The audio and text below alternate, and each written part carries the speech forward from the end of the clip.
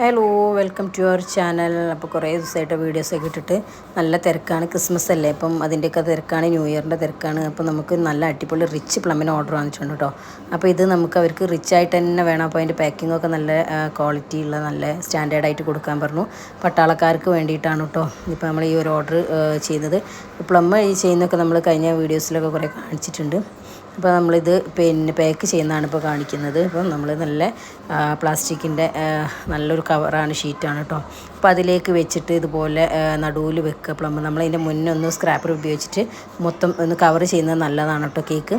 അത് കഴിഞ്ഞിട്ട് നമ്മളിതിൻ്റെ നടുവിലേക്ക് ഇങ്ങനെ വെച്ച് കൊടുത്തിട്ട് നല്ല ചുറ്റും നല്ലപോലെ ടൈറ്റായിട്ട് ഇങ്ങനെ ഒതുക്കി പിടിച്ച് കൊടുക്കണം. അങ്ങനെ ഒതുക്കി പിടിച്ചിട്ട് നല്ലപോലെ ടൈറ്റായി, എവിടെയും ഗ്യാപ്പുകൾ വരാൻ പാടില്ല. അപ്പോൾ നല്ലപോലെ നല്ല വൃത്തിയിൽ ഒതുക്കി പിടിച്ചിട്ട് വേണം നമ്മളിതിൻ്റെ ഷോപ്പ് റിബൺ കെട്ടി കൊടുക്കാൻ കേട്ടോ. അപ്പോൾ അത് നമ്മൾ ഒരു കൈ കൊണ്ട് തന്നെയാണ് ഇത് ആദ്യം ഞാനിത് എടുത്ത് വെക്കാൻ മറന്നുപോയി. പിന്നെ ഇത് വിട്ട് കഴിഞ്ഞിട്ടുണ്ടെങ്കിൽ ഈ പ്ലാസ്റ്റിക് ഇതിൻ്റെ ഈ പിടിച്ചതൊക്കെ വിട്ടു പോകും. അപ്പോൾ അത് ടൈറ്റായിട്ട് കിട്ടില്ല. പിന്നെ നമ്മൾ ആദ്യം മുതൽ ചെയ്യണം.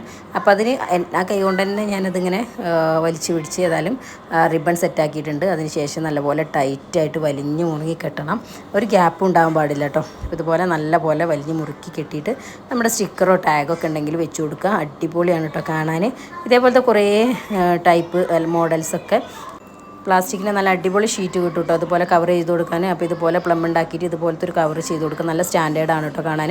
അപ്പോൾ ട്രൈ ചെയ്ത് നോക്കുക. Thanks for watching.